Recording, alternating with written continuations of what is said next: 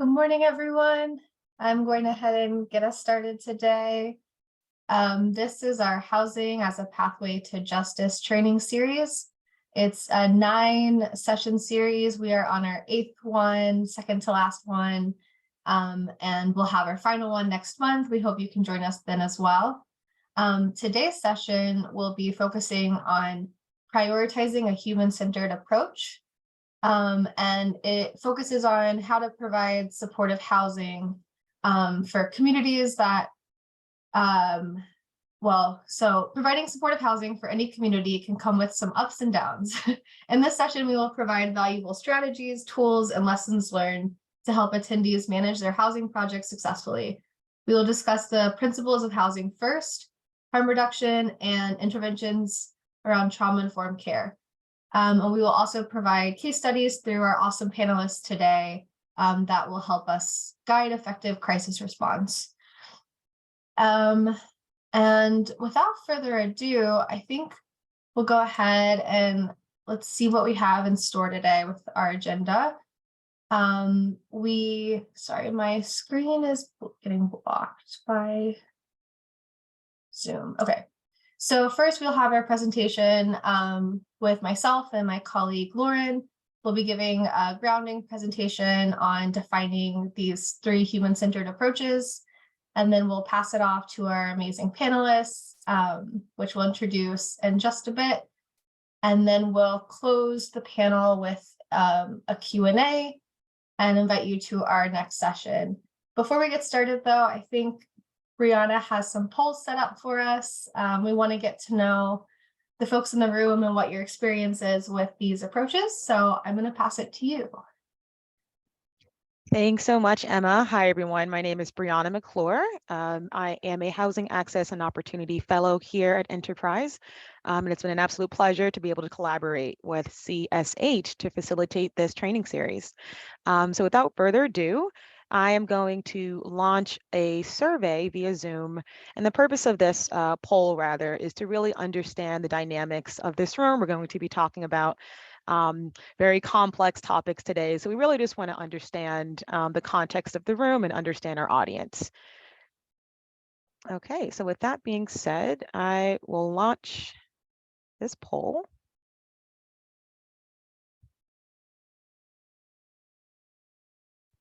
Okay. All right, if you give me 1 second, it was up and now it's not up anymore.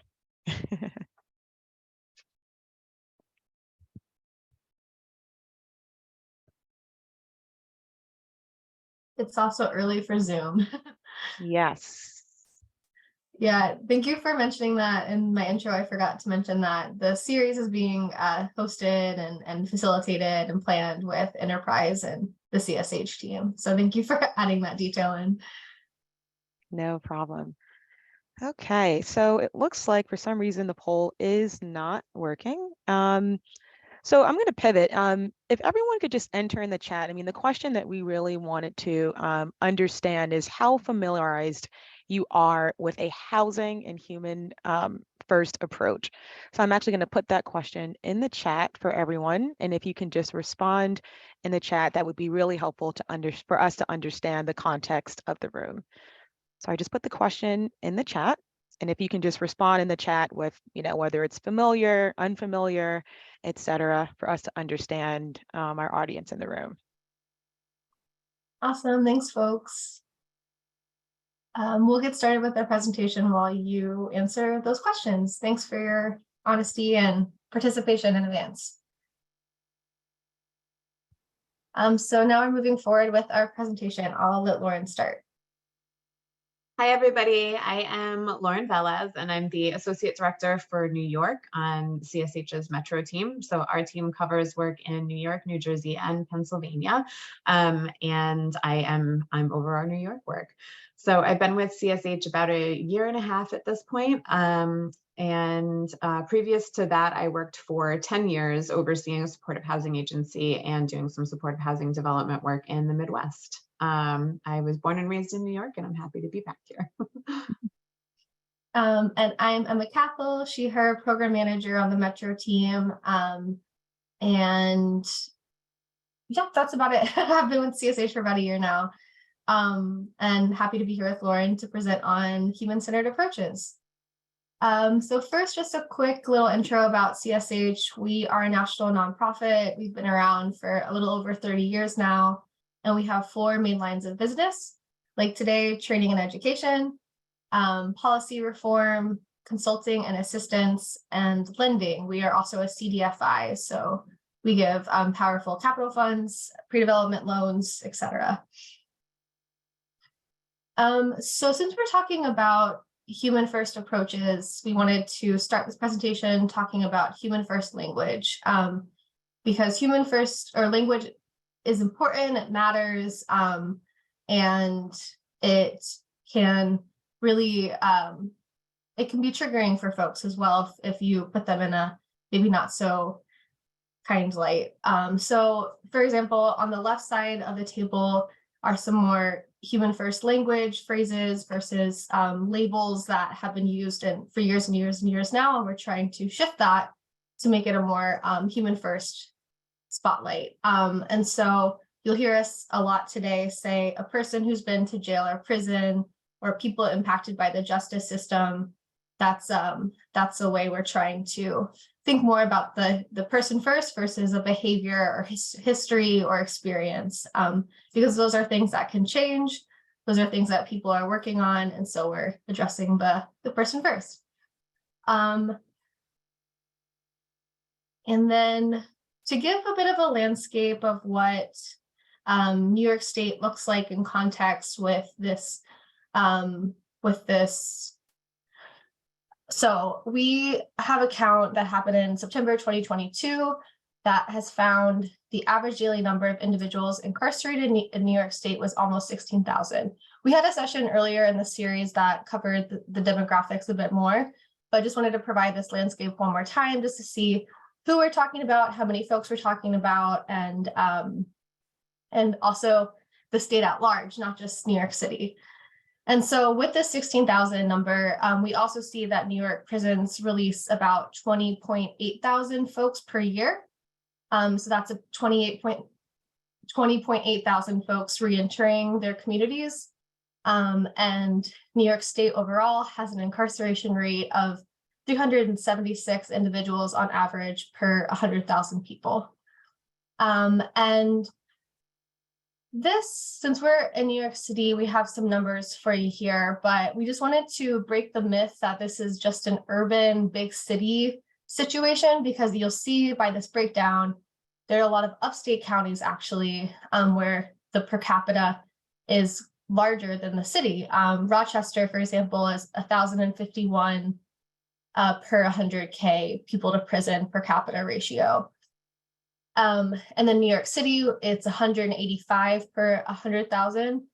And again, this is to highlight that just because maybe your development project or your supportive housing program isn't specifically addressing the reentry population, it's very likely that you'll have tenants in your programs that have some amount of carceral history, just because of how common it is in the city and state. And we'll be talking about harm reduction today. So we wanted to also provide a bit of a landscape of what the substance use challenges look like for tenants impacted by the carceral system. You might have seen in CSH's report published last year, or I think it's kind of trending a bit in the news right now, that there are about 50% of the population at Rikers could be diagnosed with a serious mental health illness. And this is also what we're seeing with substance use disorders, that about 65% of the US prison population have an active substance use disorder. And I'm gonna jump down to the third point just for sake of time, but 68% of individuals convicted for drug charges are rearrested, unfortunately, within 3 years once they're released from prison. And this is mostly because illegal drug use increases the likelihood of continued involvement in criminal history, with higher rates of relapse and recidivism found among folks who are drug involved. So And also this is partially because of what I'll get to next, which is that in jails and prisons, when folks are incarcerated, they're not receiving quality or extensive mental health care oftentimes, if any at all, while incarcerated. And it's been found that being incarcerated is damaging to one's mental health. It can heighten a diagnosis or even cause diagnosis and mental health issues. And once individuals are released back into the community, they have their maybe quote second chance.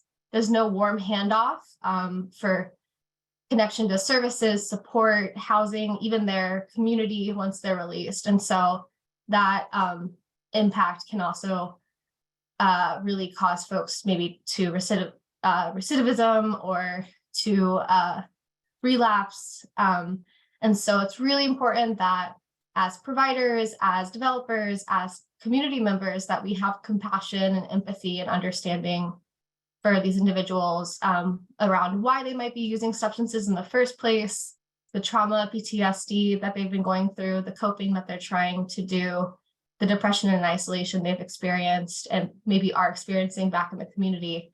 And we'll delve more into this in our great panel later.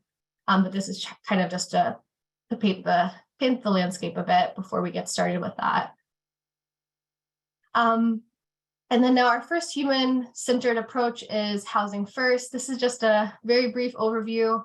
Wanted to first say that the U.S. Housing and Urban Development Agency, the federal agency, in the past couple of years has started to score programs on their evaluation based on if they're implementing housing first.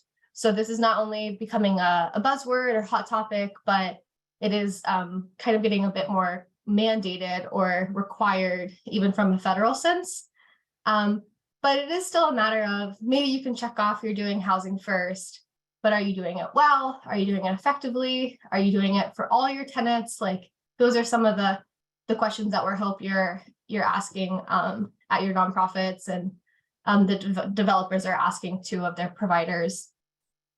And so just gonna glaze through this, but simplified, I would say that housing first is a model of care that prioritizes helping individuals secure housing as a first step to wellness.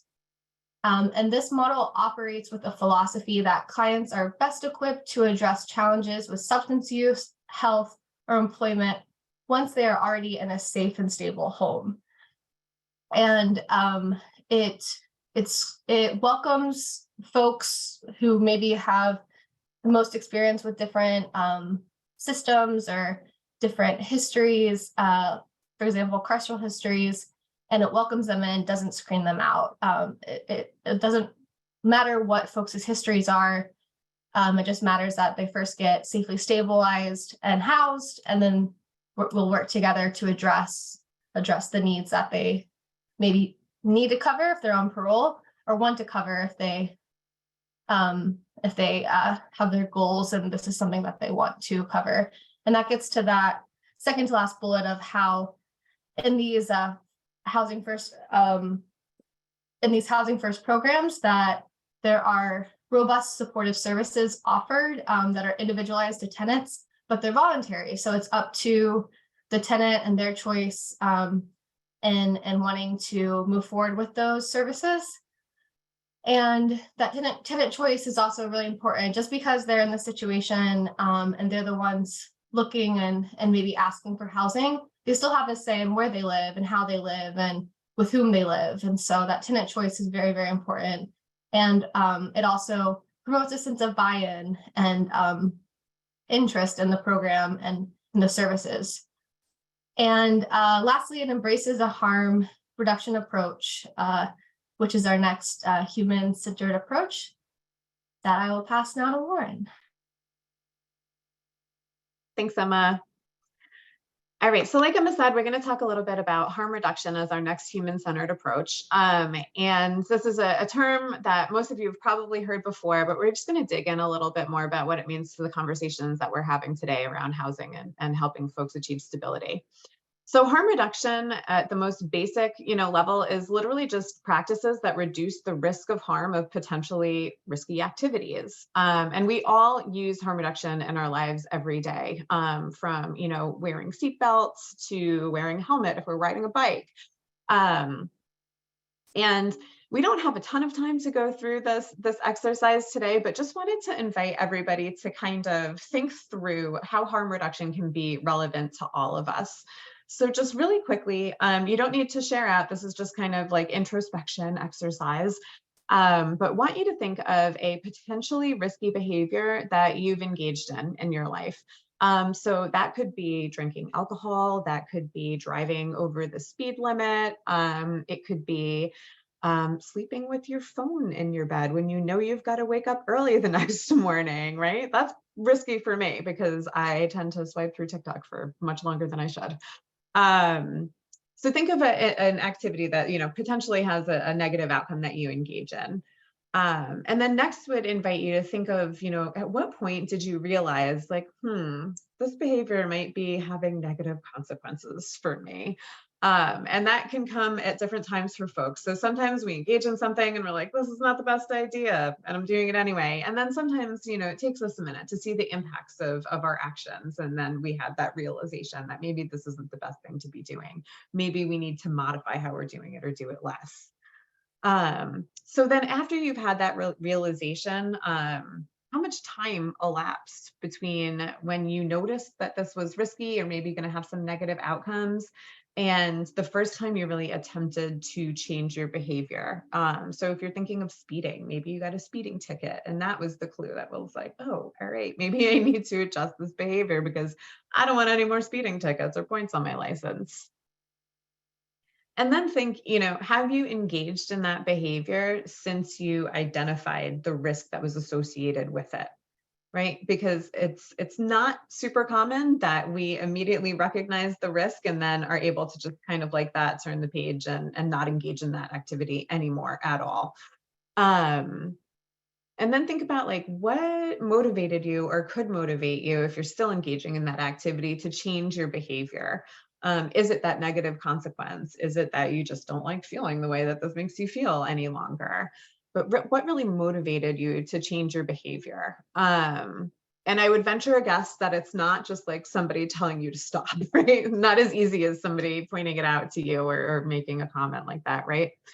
Um, and then think about, what are the reasons that you might continue this behavior? So going back to that speeding example, like, yeah, you might know that it's not the best idea, right? But you might find yourself in a situation where you're going to be late for work or late for an appointment or engagement. So you speed again.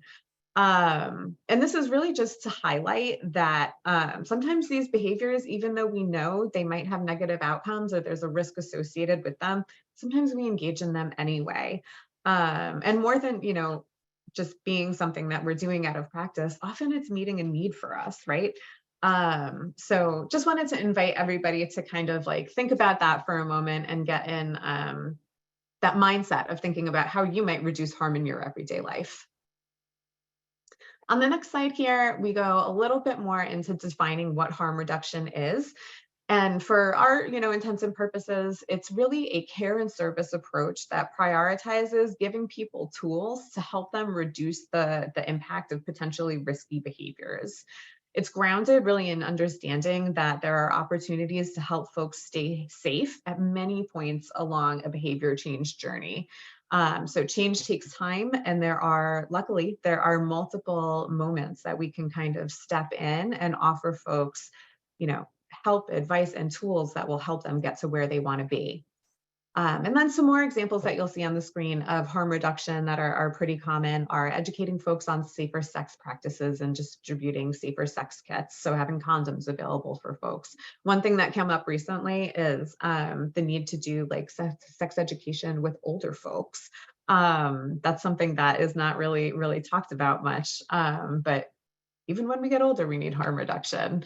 And then some more common ideas are, the practices of providing naloxone and clean syringes for folks that are using opiates. And then a real common one is like installing seatbelts in cars or putting kids in car seats. And the philosophy of harm reduction really promotes and supports the right of folks who use substances and engage in other risky behaviors to be treated with dignity and respect and not be defined by that action or something that they're choosing to engage in. And that goes back to kind of what Emma was saying about the language that we use with folks, right? So really recognizing that people are whole people and they're not defined by one aspect of their life or one choice that they decided to make, even if they keep repeating that choice. And then highlighting that folks really have a right to exercise their own self-determination related to use and their right to a collaborative approach in therapeutic relationships. So people have the right to make their own decisions and we have to respect that. And then our role is really to be there to offer, support and, like I said, collaboration. So we've talked a bit about what harm reduction is, and I think it's important too to highlight what harm reduction is not.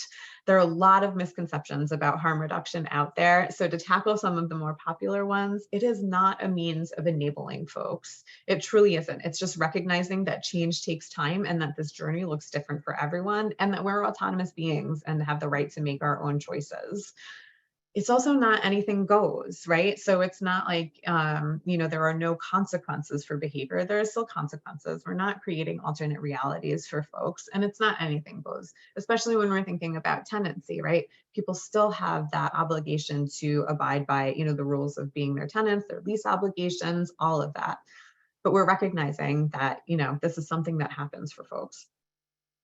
It's also not incompatible with treatment programs. So that's another misconception, that if you're engaging in harm reduction, you'll just continue those behaviors forever and never, kind of work towards a goal of greater change. And that's simply not true.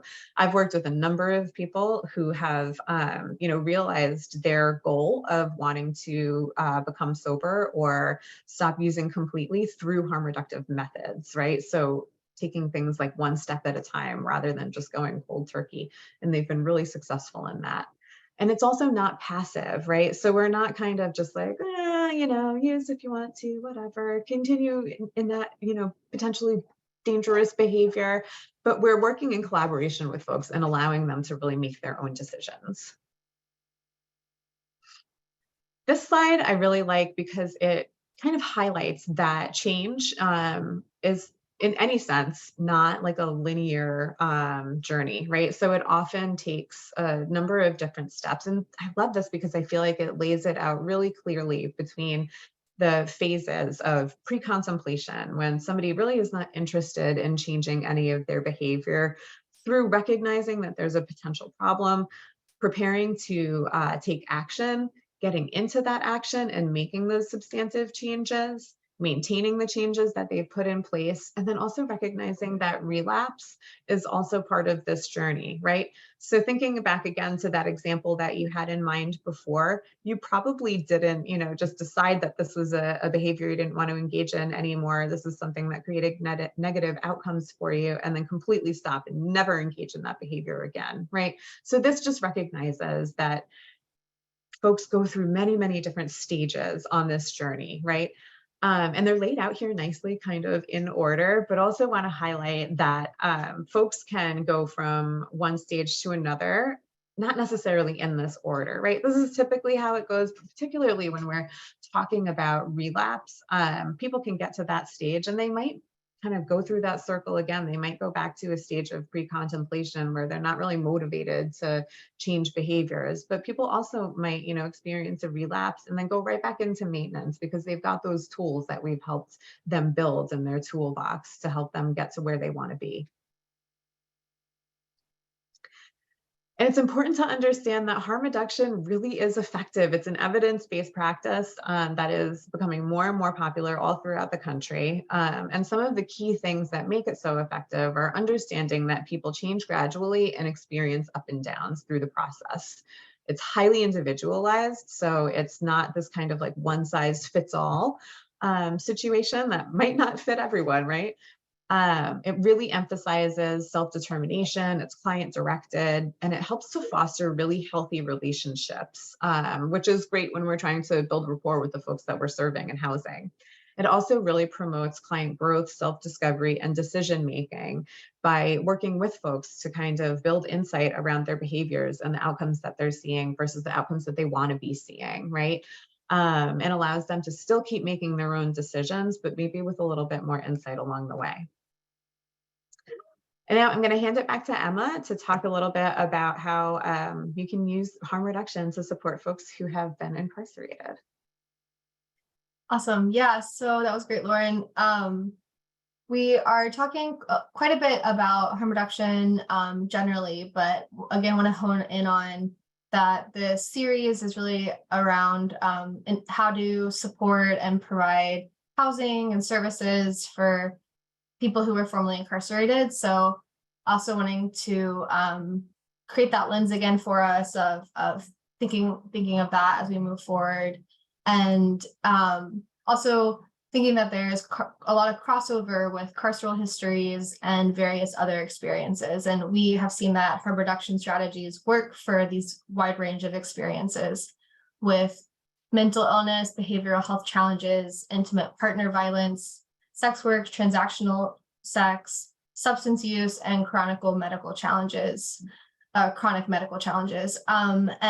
I mentioned that CSH has a training center. That's one of our main lines of business.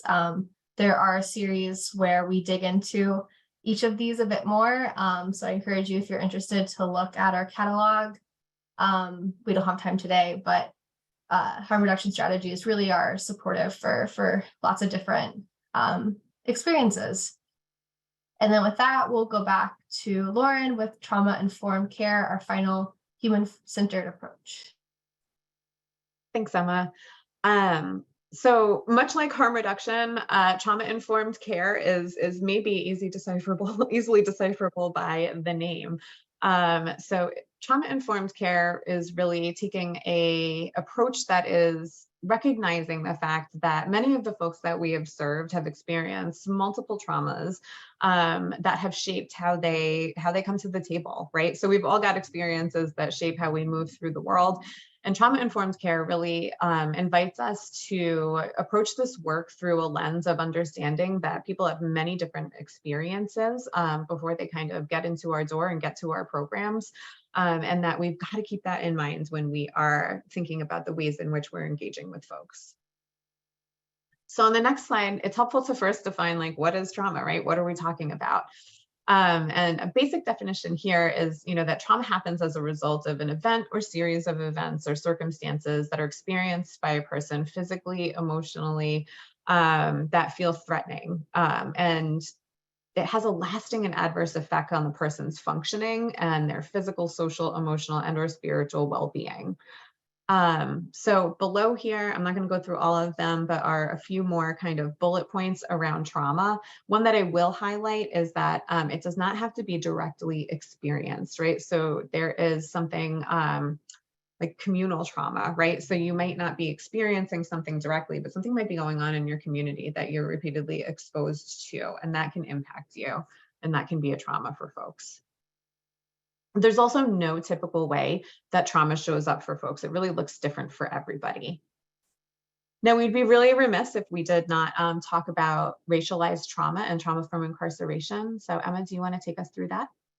Yeah, these were two traumas we did want to highlight just because we feel that they're quite common in this topic. So yeah, we'd be remiss in not mentioning them. We've talked in other sessions about recognizing that the Black, Indigenous, people of color are disproportionately represented in jail and prison. And that also ties into racialized trauma, which is complex trauma resulting from the ongoing experience of oppression and subordination, mental and emotional injury caused by encounters with racial bias and ethnic discrimination, racism, and hate crimes. And this is also seen with encounters with the police in general, and that is also, again, disproportionately represented with BIPOC individuals. And trauma from incarceration, also known as post-incarceration syndrome, is similar to PTSD. It's the continuation of suffering the mental effects of incarceration, even after serving the official sentences.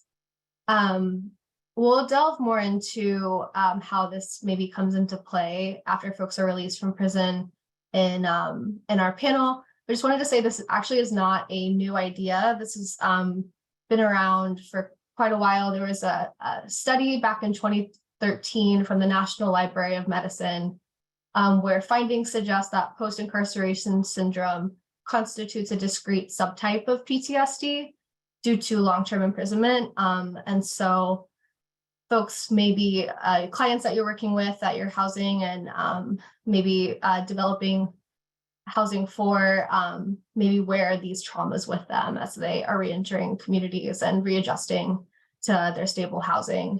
So we encourage you to come with that in mind. And last, Lauren will round us out in the last 2 slides. Yeah, so to kind of close this out, we want to look at what it really means to be trauma informed. And essentially, this is the adoption of principles and practices that promote a culture of safety, empowerment, and healing. On the next slide, we'll go through some, kind of key components.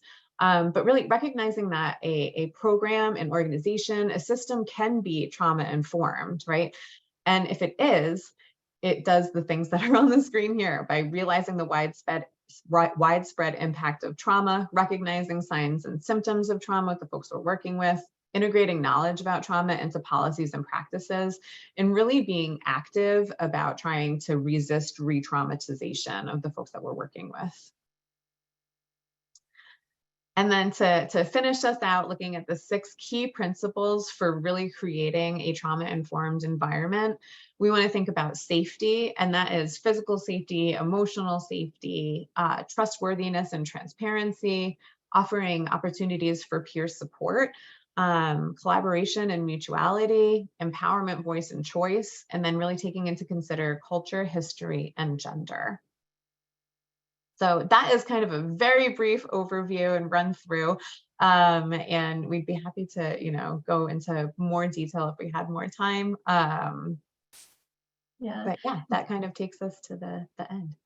Yep, and thank you for your patience in me speed talking. I was very conscious of time for giving enough space for our panelists, and I think we did it, Lauren. And these slides will be given out after the presentation to give you a bit more time to sift through them. And if you have any questions, feel free to reach out to us. I'm going to pass it to Brianna now, who will be the facilitator of today's panel. Thank you so much, Emma and Lauren, for that presentation. Very helpful in order to level set based off the responses that we got in the poll. It seems like most people in this call are familiar or very familiar with housing and human-centered approaches, but I also saw that there are some people in this chat, some attendees that are brand new to this space or that have a very basic understanding. So very helpful in order to level set this, I was going to say the room, but this Zoom here. So with that being said, I'm very excited to introduce our panelists. We have a very exciting panel today. So I'm going to take a moment to just read their bios. They've each done some really exciting work, and then we will jump right into the panel component. All right, fantastic. So I'm going to start with Juliana Stewart. So Juliana Stewart is POA's Vice President and Vice President of Community Impact.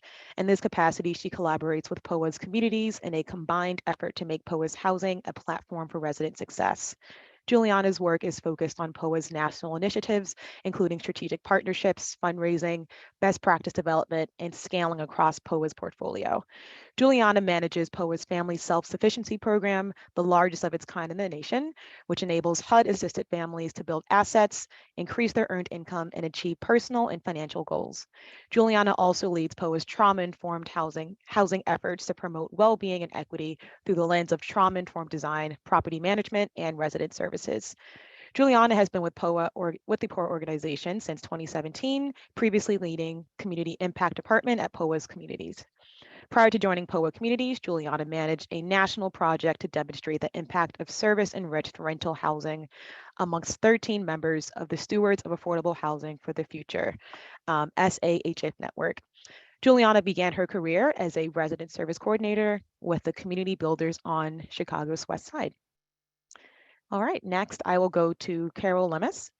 So Carol Lemus is the Assistant Vice President of Health for Ladder Community Services with more than 35 years in the area of community health, focusing primarily in the area of harm reduction, peer-driven programming, and evidence-based interventions best practices. Carol has worked both nationally and internationally to improve quality of life for marginalized populations. She has developed training manuals for professionals and paraprofessionals in the areas of substance use, infectious diseases, behavioral interventions, and reproductive health, both in English and in Spanish. So currently Carol serves as the Assistant Vice President for Health at Ladder Community Service, which is a New York-based supportive housing/shelter agency. Ms. Lemus has a BA from Bryn Mawr College and a MPH, from New York University. Finally, I will read the bio of Carol York. So in December 2021, Carol York, WPA's youngest, first Black woman leader, joined the Women's Prison Association as president and CEO. As a former CEO of Baltimore's Job Opportunities Task Force, she brings over a decade of leadership and experience working with state and local government and community-based organizations in Maryland. In her time at GOTF, her policy success is focused on the decriminalization of poverty and race, including but not limited to pretrial cash bail reforms, eliminating punitive driver license suspensions, debtors, prisons and court mandated fees, and expanding access to criminal record expungement for workers struggling to secure employment with a criminal background. Now at the help of WPA, Karen's vision is clear, making investments in systems involved women and their children a societal norm. All right, great. So with that being said, again, thank you so much for our panelists for joining. Again, we're very excited to dive deep here into these topics. So before we begin, I do want to just, again, level set here and just acknowledge the complexity of this work. So no single organization has the perfect formula towards providing a human-centered approach. And each organization is truly continually evaluating and refining their approaches to this work. So I did want to start just by saying that even with everyone in this room here, we're all trying to come together in order to find solutions towards this very nuanced approach. So again, CHS started us off with very basic definitions to level set the entire group in terms of what a trauma-informed or housing-first approach might look like. So I want to start with our panelists and just ask them, within the context of their organizations, what is trauma-informed care? And please, either one of you, feel free to go ahead as you see fit.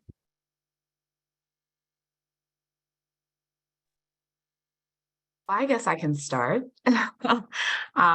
Thank you so much to the partners for hosting this important conversation and for everyone for making the time to join this important conversation. And to my esteemed panelists, hello, good morning. So what is trauma-informed care? This is going to sound crazy, but WPA is actually working to figure that out. I know this sounds weird coming from an organization that's been around for 176 years and is the nation's oldest to support women and mothers who are impacted by incarceration and homelessness. But quite honestly, this is the perfect time for us to really re-examine our verbiage, vocabulary, structures, practices, and policies to ensure that they are relevant and actually responsive to the needs of our client base in 2023 and beyond. We found that we've used trauma-informed care throughout the history of our work for several reasons. But we are, as we're embarking on strategic planning and all of these things, examining our own practices and structures and policies to ensure that we're actually not perpetuating trauma in community settings, right? So trauma is complex. It manifests in many different ways for different individuals, for different reasons.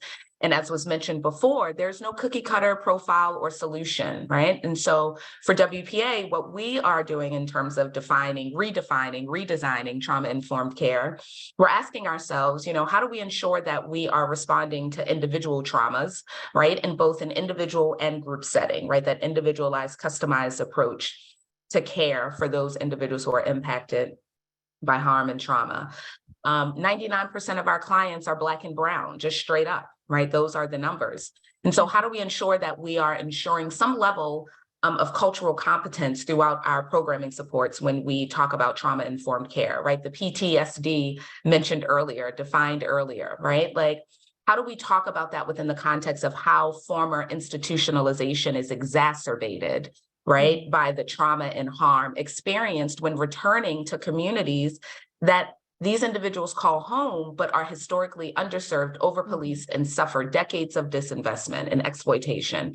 How do we keep this in mind when partnering with our clients who, quite honestly, need the same tools that many of us are still seeking to survive in this very inequitable space and world? And so, what is trauma-informed care? Trauma-informed care for WPA, in addition to us figuring out what that looks like organizationally, what we're inclined to lean into is trauma-informed care is however it shows up for the individual and our responses to that particular individual's concerns and needs as we're thinking about what solutions and resources are best for them.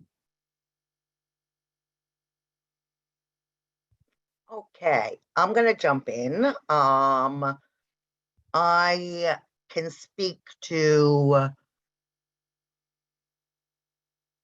what I believe is a foundation of trauma-informed care, which is to recognize, particularly with the population we serve, who are either chronically homeless or formerly chronically homeless. Many have been institutionalized. We also serve young adults coming out of the foster care system.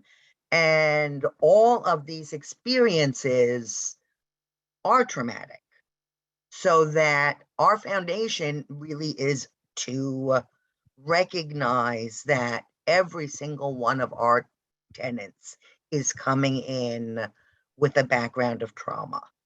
And in order to create safety within our buildings and through our services, we really attempt to give the power to our tenants in terms of what they want, what their goals are, and how they want to achieve it.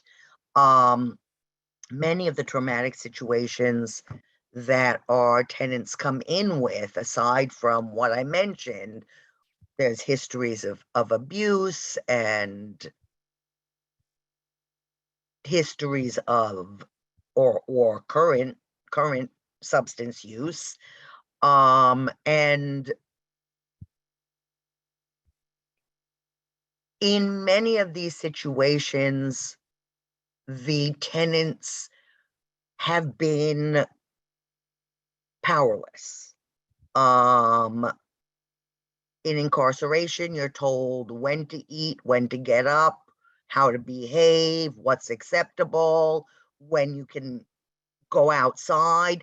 Everything is controlled. Same with foster care. So the importance of empowering our tenants and letting them, recognizing their expertise in their own lives. At the same time, the environment through which we provide these services needs to be a safe zone, which within supportive housing creates a certain level of tension, because we have building management that has specific demands as to what is allowable, what results in a conduct letter, Yes, or warnings, which in themselves are traumatic. absolutely. And I'm actually going to jump in here, Carol, because you're getting down to the nitty gritty, and I'm very excited to talk more about that. So we'll certainly talk more about those components to this larger discussion here. But I do want to also hear from Juliana, and then we'll certainly talk more about those nitty gritty, complex situations that you're beginning to discuss. Okay, thank you. Yeah, awesome. Thank you. So good morning, everyone. So POA is Preservation of Affordable Housing, and we are an owner and operator. So we are, like Carol mentioned, we're also a management company in addition to being a developer and a service provider. And we serve a range of seniors and families across the country. And so when we think about trauma-informed care, we are learning, much like WPA, we are on a journey of becoming a trauma-informed organization. So I would just say part of being trauma-informed is recognizing that it's a journey and it's an ongoing practice. It's not a destination you get to, you check a box, you're done. But it's a commitment to an ongoing approach. And ours is really about taking this lens to all types of multifamily housing. And so what I would offer in this conversation is thinking about all the learning of trauma-informed care that has come out of healthcare and education and all the amazing work that happens in permanent supportive housing, and asking, what does that mean for creating a housing system that's trauma-informed? So we need to recognize the individual and their individual experience and expertise in their own life. We also need to call into question, how does the entire housing system contribute to traumas? And what does that mean for how we design and build buildings, and what they look like on the outside and the inside? What does that mean for the way we write and administer leases and enforce rules, like Carol talked about, and how we design all these really well-intended services to really put our residents at the center and recognize their power and leadership. So trauma-informed care is absolutely this very individual approach, but it also needs to be communal and institutional and ultimately systemic. Great. Thank you so much for that. So just to highlight what was said, what I'm hearing, recognizing systems versus individuals. I'm also hearing recognizing that, you know, the process will be ongoing and changing to make sure that it truly fits the needs of the individual, but also recognizing the different approaches, whether it's design, whether it's, you know, a system, whether it's an individual. So also recognizing those pieces as well.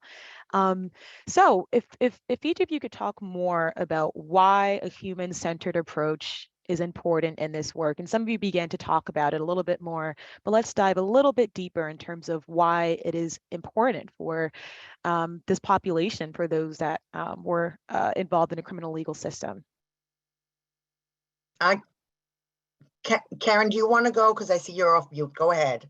Oh, no, go for it. Okay, I'm just going to build a little bit on what I was saying.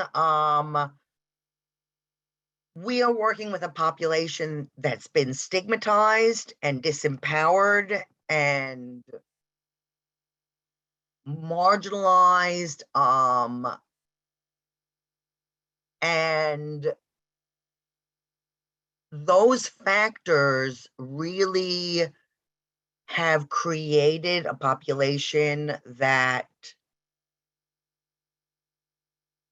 often is not given the option of making their own decisions, not given the recognition of their strengths, and not listened to in terms of what they see as an improved quality of life.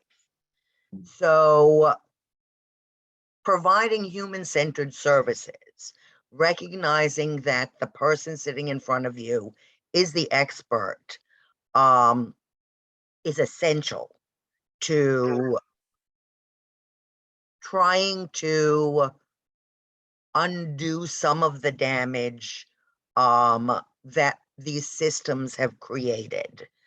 I also feel that it's really important in terms of human-centered approach, not just to talk about how we provide services on an individual level, but to make spaces and venues through which the population that we serve can have their voices heard with respect not only to programming, but how that programming is delivered.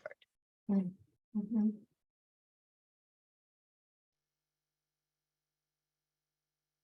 Thank you, Carol. And Juliana. Did you want me to go, or Juliana, did you want to go? Go ahead, Karen. I know you're ready to jump in before. Yeah, so I mean, a lot of what Carol said is spot on. It is exactly what WPA has, had to take into consideration as they were providing residential programming to formerly incarcerated women. And here's where it gets tricky. Many times, particularly for nonprofits, right? Like it is someone, right, who has some type of say over the type of programming you can provide, whether it's funder, particular partner, you name it. When you're in the space of supporting formerly incarcerated individuals, and especially if you are offering your supports to this population as a solution or replacement to continued correctional control, supervision, surveillance, and the like, you are still held to the standards of correctional control. And for WPA, a human-centered approach means how do we ensure that you as an individual, right, recognize that, yes, you had to navigate that very inhumane process and journey. And now we want to transition you into something that is in diametric opposition, right? Now, how do we do this while, to Carol's point, ensuring that it's safe, but also that you are meeting any obligations that you may have to the courts and the like? And many times when there are these overarching policies and mandates, quite honestly, it makes it difficult to apply a human-centered approach because it is one size fits all. You are still, under control, correctional control in some way, shape, or form. And so, for WPA, it is how do we ensure that we are, as we're partnering with whether it's, Department of Corrections or, the Mayor's Office of Criminal Justice or Department of Homeless Services, like you name it, a number of these major agencies and partners that, we're using kind of that same verbiage that you hear over and over again, like we give lip service to, and like we just don't do it, right? How do we make sure that we're really approaching things on a case-by-case basis, right? Again, not a cookie cutter approach, right? How do we recognize that what these folks had to deal with, regardless of any type of culpability, like take accountability out of it, right? Inhumane process and journey. And as a result, these individuals are coming back thinking very, very less of themselves and their opportunities and the like seem few far in between, right? The rungs on that ladder seem way, way, way too far. And so how do we get our partners and our clients to understand that you are enough, you are worthy, you are human? Yes, that was a very harmful, traumatic experience. But how do we partner with you in meaningful ways so that you will look at it as just an experience? And we're working with you through that while you're also helping us to learn about how we can ensure that we're diving deeper into more customized human-centered approaches to the women that we serve. Because the women that we serve, we have women who, are coming home as a result of responding to intimate partner violence, women who are navigating sexual assault, and a number of other sexual crimes, but you also have women who were navigating some serious financial offenses, women who are coming home as a result of, murder that was not the result of intimate partner violence. And you don't want to have a cookie cutter approach to murderers, or you don't want to have a cookie cutter approach to those who are navigating domestic violence. Each has their own story, each has their own experience, which led them to those to that harmful place. And how do we make sure that we're being just as mindful of that as we're coming up with responses for what it looks like for them to be housed, employed, and supported through their continuum of care now that they're in community? Yeah, Karen and Carol are spot on there. I would just add two things to this question of why a human-centered approach is important to this work. And sounds like a lot of folks in the audience are really familiar with these approaches, and maybe we have some folks who are newer to housing. The first is housing is still a business. Properties have to function financially. Deals have to make sense financially in order for buildings to get built.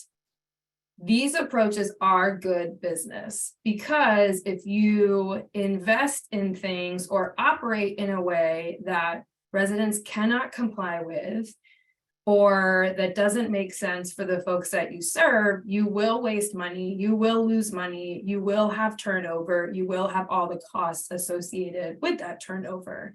And so because we have a sort of financialized housing system, like, I think that's an important thing to add, especially if folks on this call are advocating for this work within an organization. So these approaches are good business, because if you center people and make it easier for it to work for them, you will ultimately save money on the back end. And that's also a lesson for, I think, taking the time up front to engage people in your development process or in the design of your policies. It might feel slower, it might take more time, but ultimately, I think the thinking is that you'll save money on the back end. And then the other piece is that, like, this idea of a sense of agency and power, again, like, it's just as important as whatever services you may offer on top. So thinking of it as the foundation, that if, you know, the folks that we serve have some sense of agency and power, then if we want to layer on all these additional beneficial services to help them get to the next step or take their next choice, they will be more likely to be successful, which again has, I think, a real economic argument as well. So I think we tend to lean into, like, this is the right thing to do, centering dignity and belonging is the right thing to do, and we all believe that, but we will go out into the world and we will meet people who will only give us money if this makes sense financially. And I think that's an important part of the picture. Wonderful. Thank you so much each for your responses. And again, I think one thing that really stood out to me is that really there is no cookie cutter approach. CSH talked about it earlier, which is that trauma comes in many different forms. And so really understanding, you know, how to engage on a case-by-case basis, really. But Juliana, that's actually a perfect segue into my next question, which are examples of how these models have actually been applied to your organization specifically. So Juliana, I would love if you could start and maybe share 2 to 3 specific examples of how you've been able to apply these models within the organization. Yeah, for sure. So as I mentioned before, you know, POA serves a range of seniors and families. And so our approach to becoming a trauma-informed organization was to create, to use a human-centered design inspired process.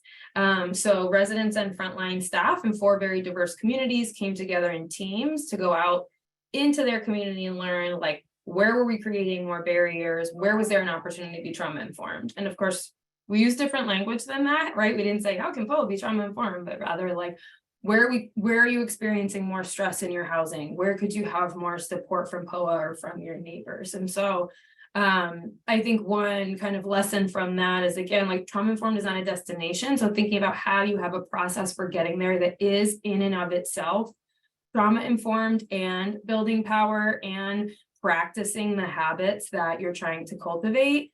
That can look as simple as, like, if you do virtual meetings with whomever your client is, or residents or prospective residents, like, are those spaces trauma-informed? Are you creating room for people to arrive? You could practice centering exercises and integrate breathing exercises when we're having really stressful conversations, having community agreements so we know what's it going to take for everyone to feel safe in this space. Like, small meeting tactics that, again, feel really small and subtle can be a part of kind of creating a trauma-informed process.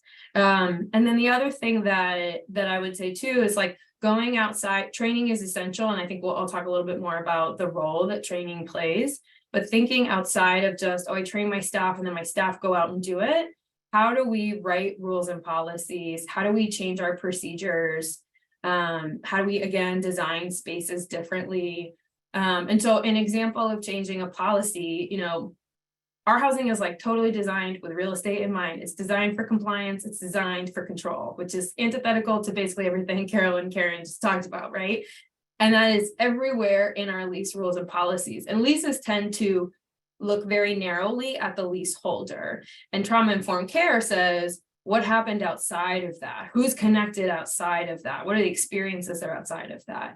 So, for example, if your income changes and you have federal rental assistance and you live in one of our communities, you have to tell us within 10 calendar days, not even business days. Mind you, we're not open all days of the week. We're only open during business hours. which is also an issue we're trying to address. But you have to report that income within 10 calendar days, or it's considered failure to report, which is essentially fraud, which has all these other downstream consequences, right? And that's a very narrow view that, oh, 10 days is plenty of time to just call us and tell us your job changed. Well, your job changed. A lot of other stuff in your life is changing, right? This isn't happening in a vacuum. And so the consequences and the stakes are really high for something that doesn't actually make sense for how people live. And so how might we, as a trauma-informed approach, just create a little slack there? Does it need to be 10 days or could it be 30 days? Could it be even longer? If there's no material impact on us, why are we creating all these like high stakes and limitations? So those are the kinds of things that we're trying to sort of like peel back the onion on now. I know everybody sort of wants to hear like it's just like one sexy thing you do and everything, there's this like domino effect and everything changes. But in reality, it's like really getting in there and saying like, where are we creating friction? Where are we creating high stakes? Where can we create slack instead?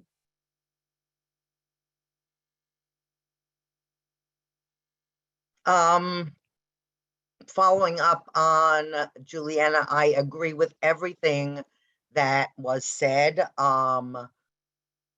There is that tension between building management and lease and paying your rent and all of these things that can result in conduct letters up to eviction proceedings.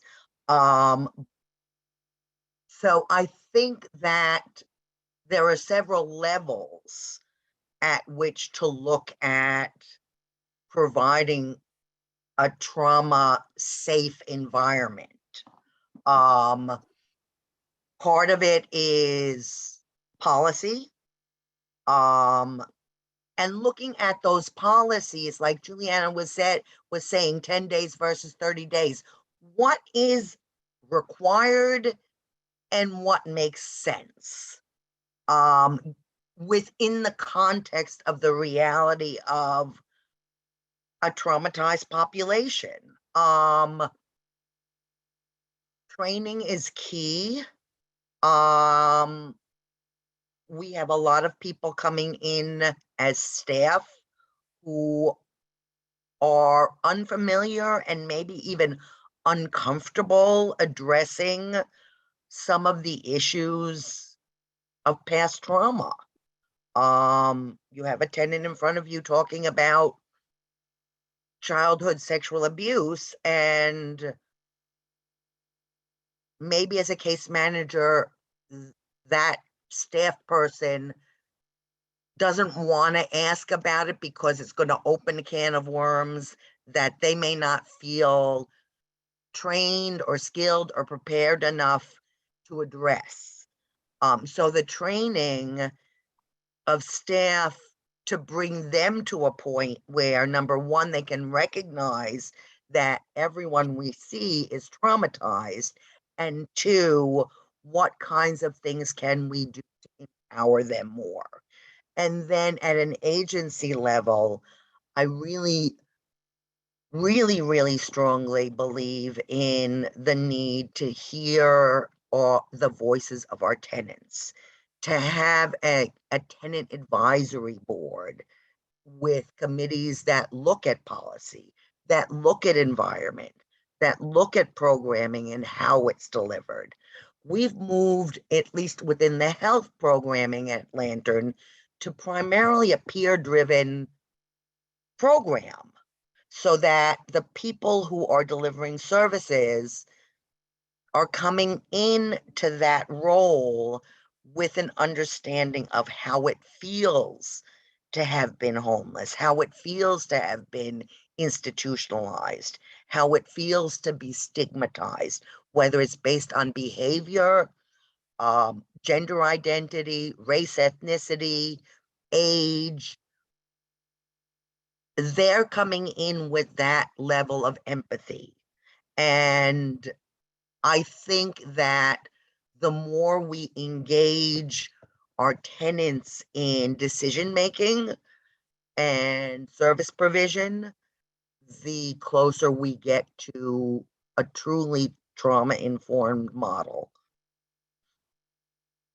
I just have two quick points. One may or may not be helpful, but I think it's important to offer it here. Both Juliana and Carol are right in terms of, at the end of the day, this is a business. It's a business. Just like in the workforce, right? And trying to identify employment opportunities to vulnerable populations, right? Like it all boils down to what are the employer's needs and how do you make sure that you're responding to that and working within, the policies and structures of the workforce. So it is a business. And recognizing that it is a business, right? And wanting to respect those parameters, it also, presents those challenges of, and I spoke to this earlier, and I think we've all touched on this, still trying to lean towards this cookie cutter approach. So for instance, we are, launching a new housing project in Brooklyn.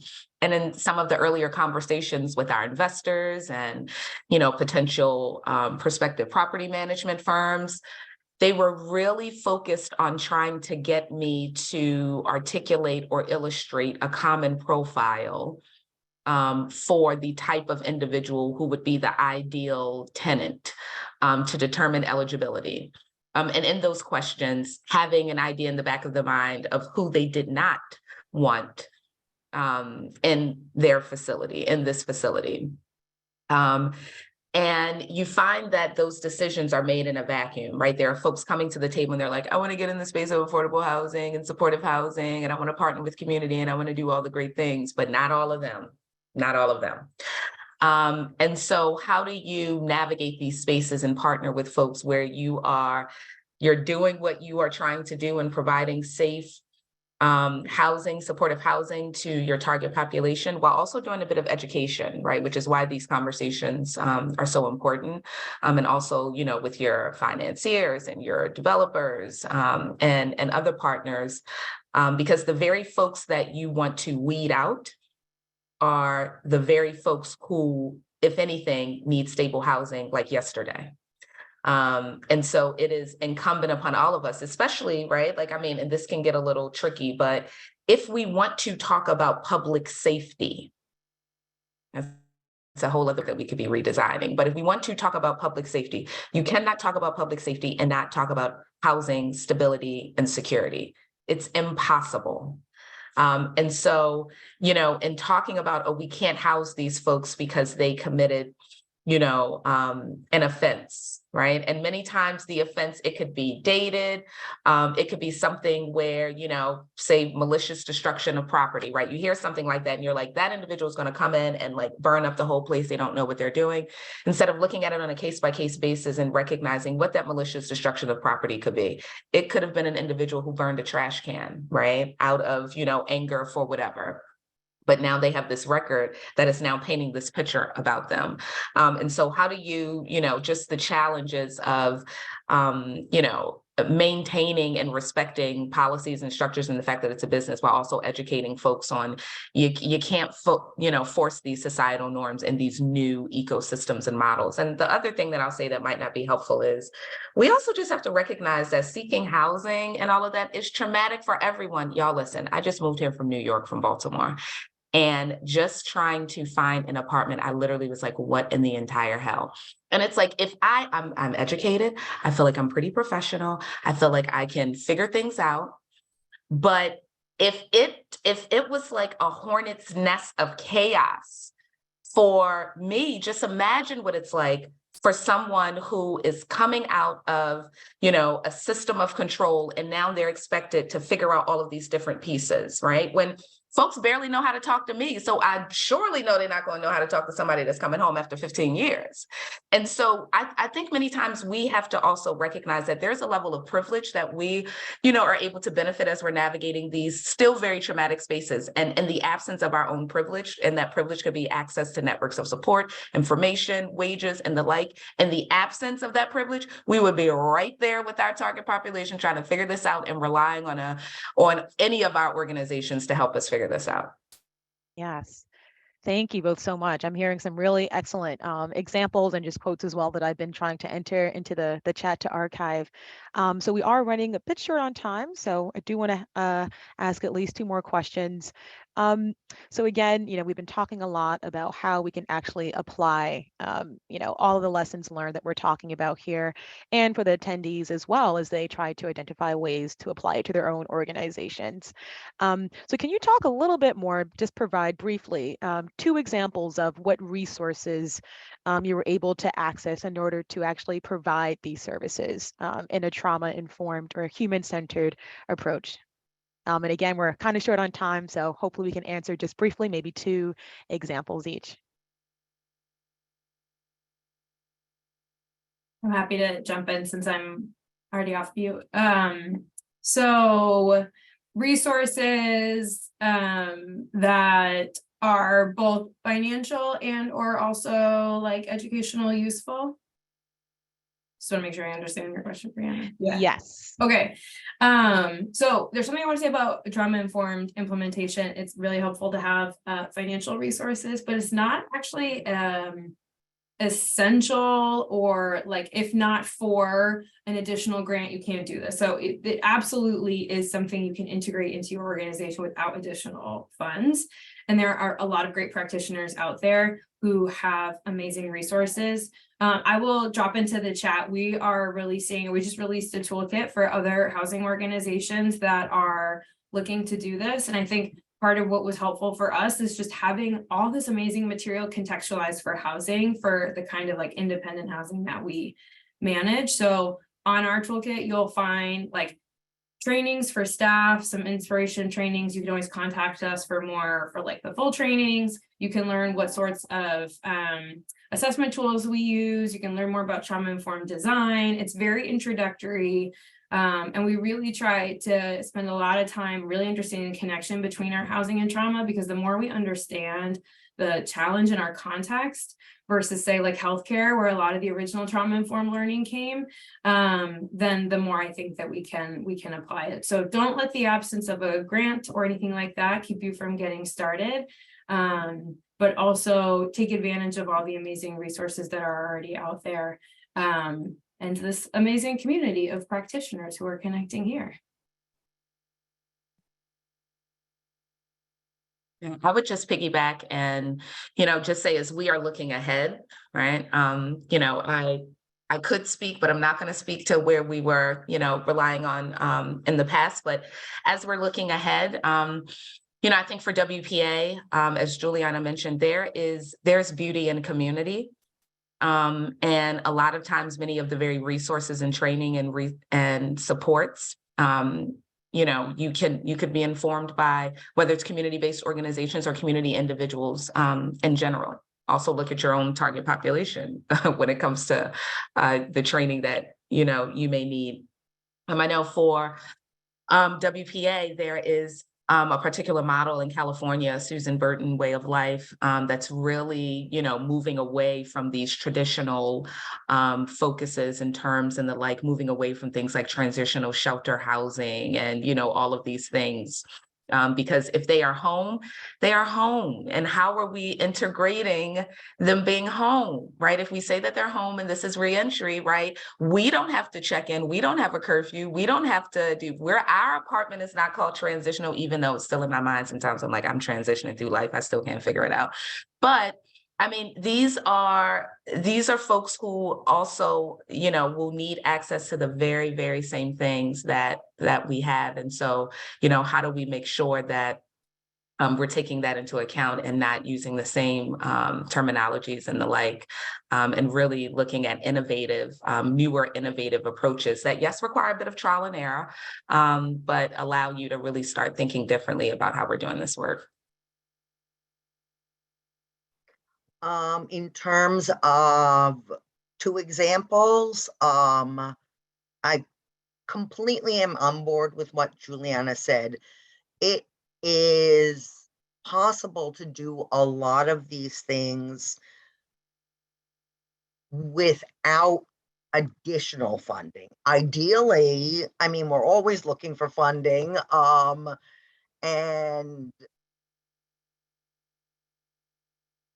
funding for me in terms of my programming is really aimed at a dual objective. One is the objective of whatever health issue or behavioral health issue we're dealing with.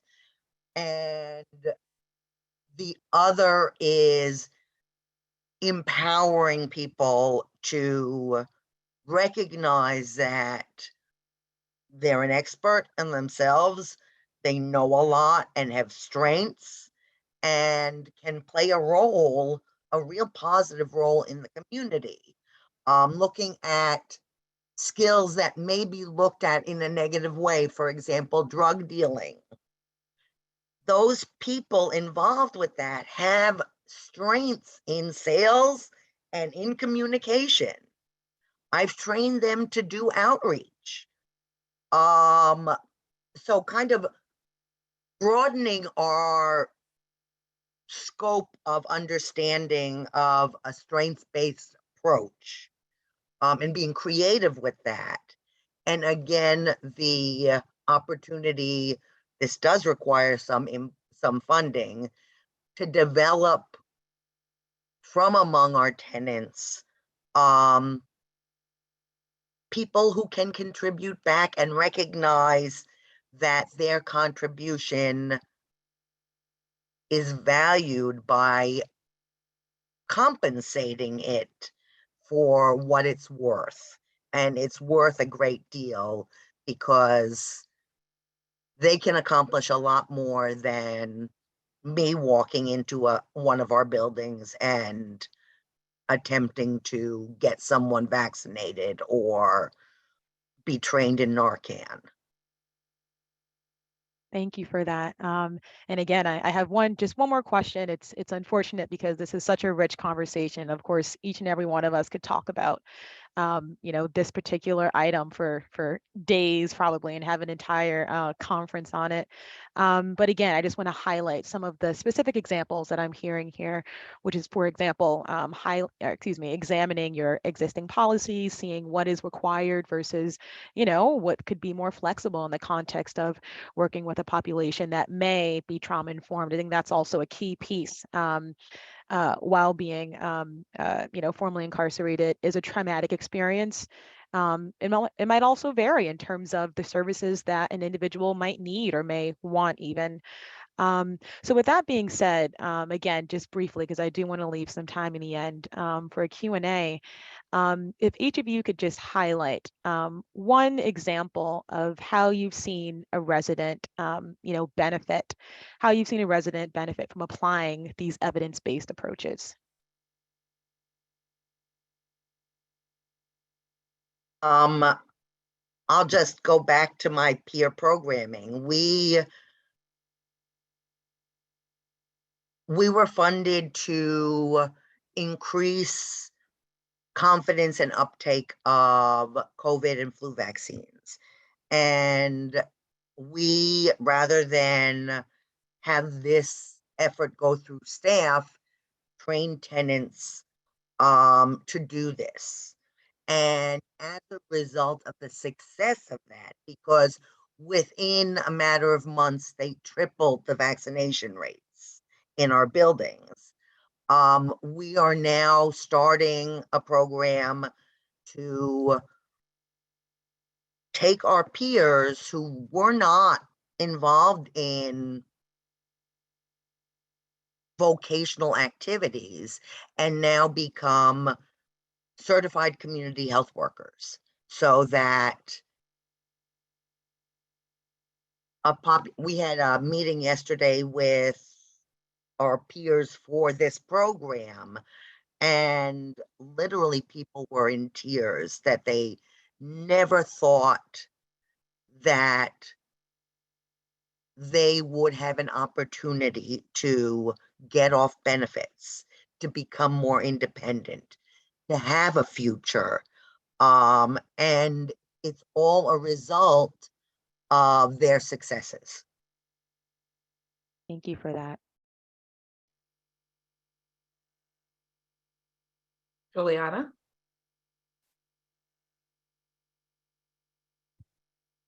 The thing that comes to mind is a phrase that I wouldn't attribute correctly, so I'm just gonna say I picked it up somewhere in the universe, which is trust the people and the people are trustworthy. And I think the same goes for like, if you offer choice, you're giving choice, right? And so we're, I think right now looking for all sorts of small ways to make sure that we're not stripping people of choice, but instead giving people choice. And where we've been able to integrate that into our services and programming, you know, we're seeing residents be much more successful in reaching their own personal and often financial goals. So for example, for some folks, that's maintaining their housing with POA in a way that feels stable and safe to them. And for some, it means moving to another affordable community that's closer to their family, moving into a market rate apartment, moving into a home. And so the metrics that you track are, you know, changes in credit score, changes in income, changes in savings, all that is really important.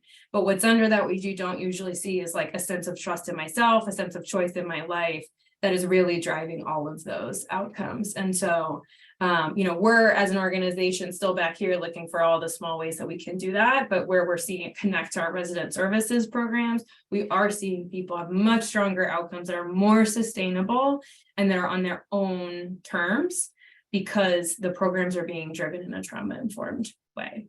So that's one thing I would offer for thinking about the power, not overestimating the power of just being able to have safe and stable housing is an outcome in itself.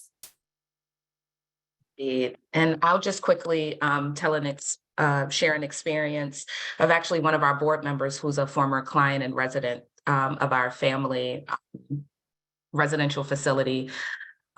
So, you know, because we criminalize everything, poverty, race, gender, all the things. And because our funder at the time, you know, required us to adhere to certain policies, one of this particular board member was navigating an experience that required us to it was a weird way of mandated reporting, where it actually wasn't an issue where a child or vulnerable being was in danger. It was literally, I think it was a mix of things, right? Had missed curfew, was just, you know, she was in a space where she's like, I am supposed to be free. Like, why do I have all of these restrictions?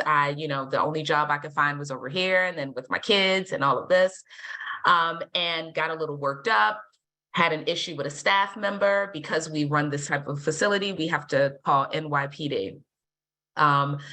Of course, we did not call NYPD. We went as far as to actually represent her in court and to allow her to return to the facility. And I mean, I could really go into details, but for sake of time, I'm not going to. But it is foregoing many times, like, of course, like using your discretion and making sure that it's legal and you're not, you know, inducing any additional harm to anyone else.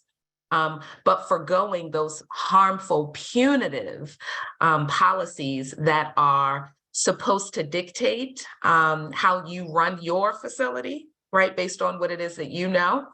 But these punitive policies that also force you to perpetuate trauma in a way that is supposed to be the exact opposite of what it is that you say that you are about.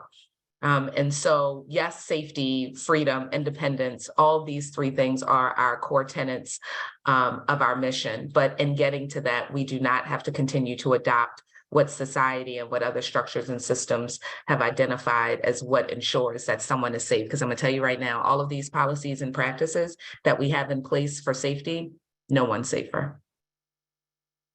Thank you so much, Karen. Thank you so much to our panelists as well. Thank you for your insight and for having this discussion here. So I do want to open it up now for any questions that anyone might have. Please feel free to enter it into the chat, or you can also unmute. I just ask that if you have a comment, please put it into the chat. And if you have a question, please feel free to unmute and ask.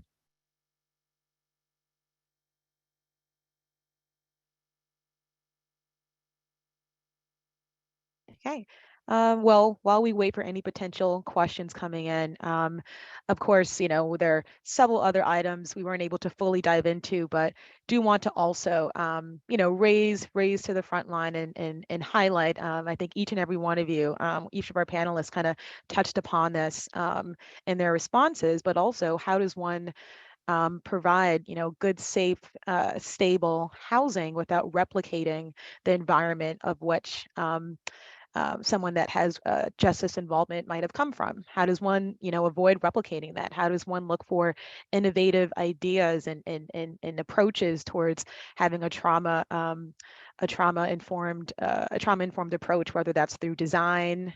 I've seen examples where an organization placed several mirrors in common spaces so that their residents could feel seen, something of which they did not feel while being formerly incarcerated. So did want to highlight some of that. And then, of course, providing this sort of approach, providing these sorts of services is certainly a spectrum.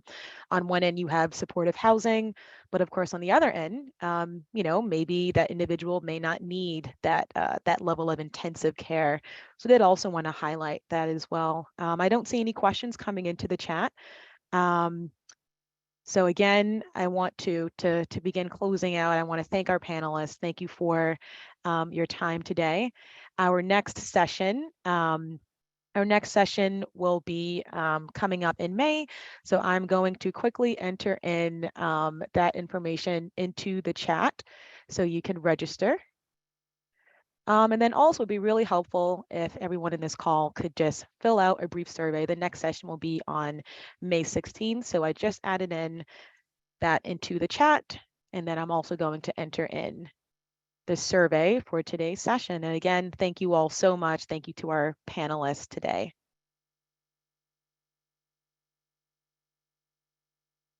All right, we're at 11:30. Again, thank you everyone so much. I'll stay on the line just for a little bit in case anyone has any questions, but everyone, please feel free. I want to be respectful of everyone's time today. Thank you so much. Thank you to everyone who attended, and thank you for inviting us and being able to learn from each other. This was really a wonderful experience. Thank you. Thank you. Thanks, Yes, everyone. Thank you so much. Thank you, panelists. You did great. You too, Brianna. Thank you. Thank you.